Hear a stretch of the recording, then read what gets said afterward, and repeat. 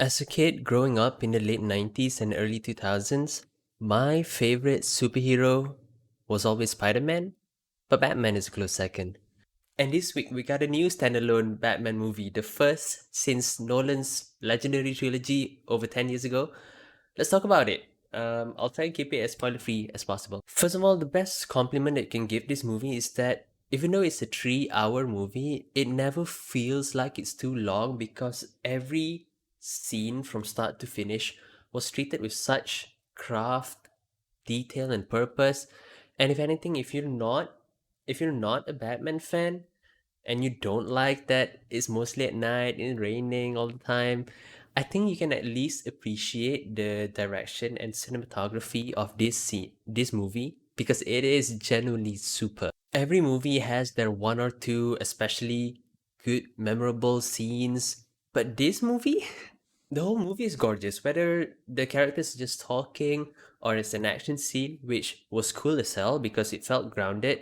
Actually, even more grounded than Nolan's films, which is saying something. Every scene looked amazing, and music elevates the whole experience. And it's as good as Dune. It's as good as Dune. I hope that helps to convey how much I love the filmmaking aspect of this movie. We get a lot of Batman in this movie, but barely any Bruce Wayne, which is a bit interesting for a Batman movie. And he does not have a lot of lines. Because he does not have a lot of lines, a lot of his acting is really just him. Well, not really just, but he has to act with his whole body to convey what he's thinking in a moment, which I've learned to appreciate, especially after The Mandalorian, where we follow the main character who always wears a freaking helmet all the time and barely speaks, just like this Batman.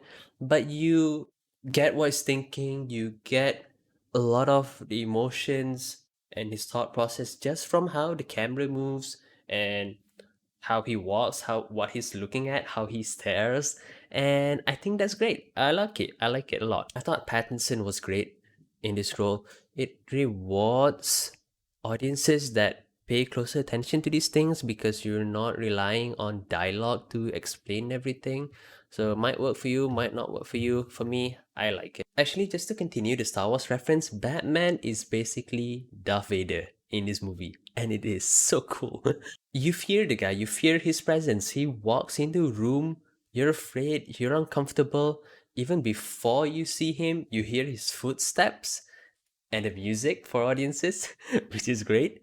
And then he slowly emerges from the shadows, being all awesome first, showing off how cool he is first, before beating the crap out of you. I like it. I love it. It's a different way to show this this more mythical Batman presence that he has, because in previous movies like in Batman Begins, they really just show the bad guys suddenly getting picked off one by one off screen, and you kind of just accept that Batman can do these things because he had ninja training. You don't question it. It's an unwritten rule to never question how Batman can just disappear just like that even though he's a human being. But here I think it's more grounded because you see Batman walking in there and punching people. He doesn't disappear out of thin air to grab people just like that. He walks in. Yeah. There's this great sequence in the movie where he has to enter this building. He has to enter it actually three separate times and he does it three different ways. And it's just great to see. It's actually a bit funny.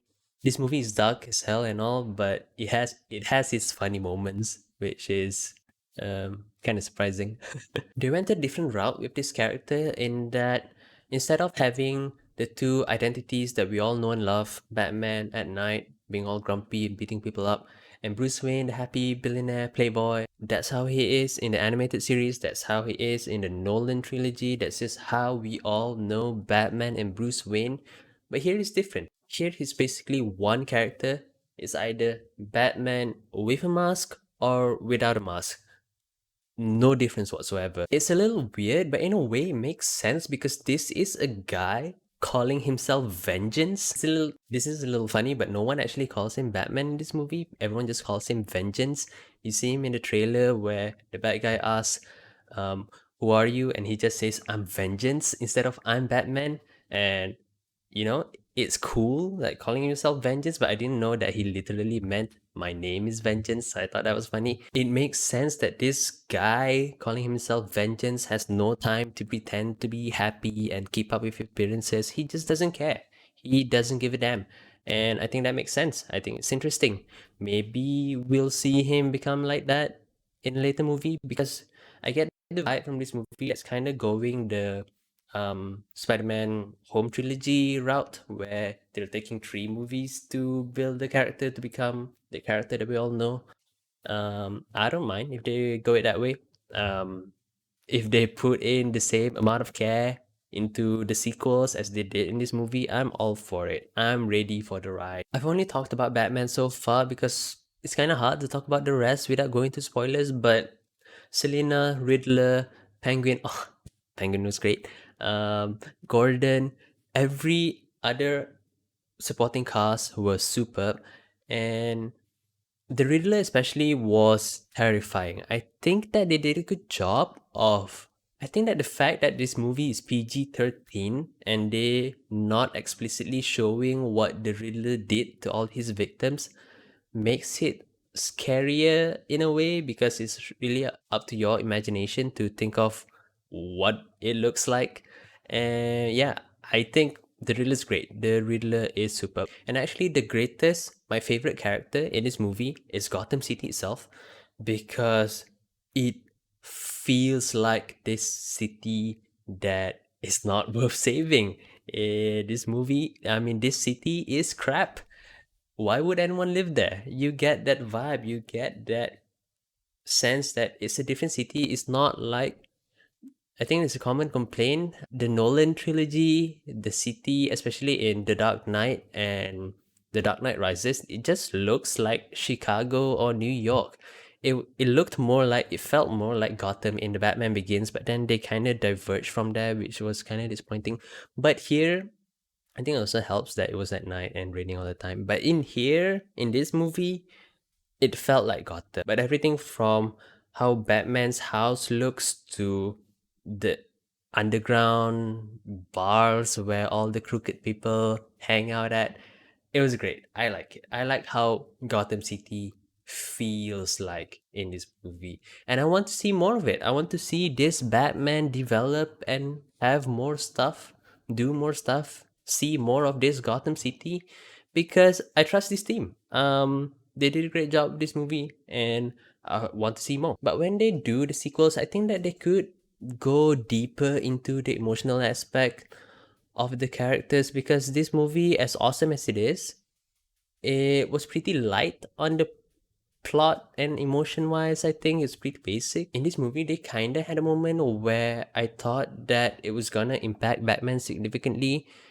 when he learned something. He learned this one thing, and then I was like, okay, great. I want to see how this affects his character. But in the very next scene, this other character just says, "Oh no, that was a lie. Actually, this other thing happened. It didn't happen that way. So it's not that big a deal." And it's just kind of disappointing. It was pretty tame emotionally. I thought that it was a missed opportunity in that moment to have it really affect him more. But he was already grumpy, so how much more could it make him grumpier? I didn't think so. Again, it's a 3 hour runtime, which I have no complaints about whatsoever, but you could compare it with the greatest Batman movie of all time, which we can all agree is The Mask of the Phantasm.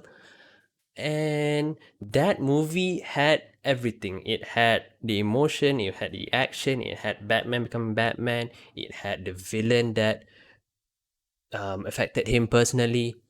It had everything in a 1 hour plus runtime, and this is a 3 hour runtime.